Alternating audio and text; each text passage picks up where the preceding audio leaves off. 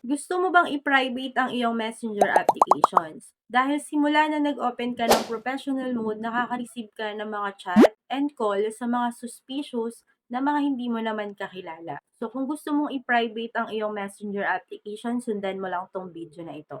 I-open lang iyong messenger application at i-click mo tong message request. At i-click mo tong choose who can message you.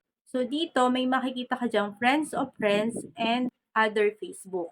Sa friends of friends, eto yung may mga mutual friend ka. So, pwede mo rin lagyan ng setting kung paano ka makaka-receive ng message galing sa kanila. Hindi mo sila friends sa Facebook, pero meron kayong mutual friend. It's either dalawa or marami.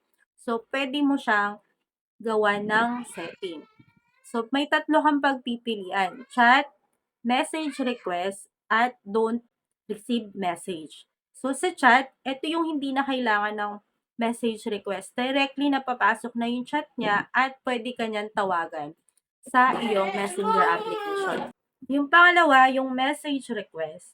Pupunta muna sa message request yung message niya at hindi siya pwedeng makatawag sa'yo unless ina-accept mo yung message request niya.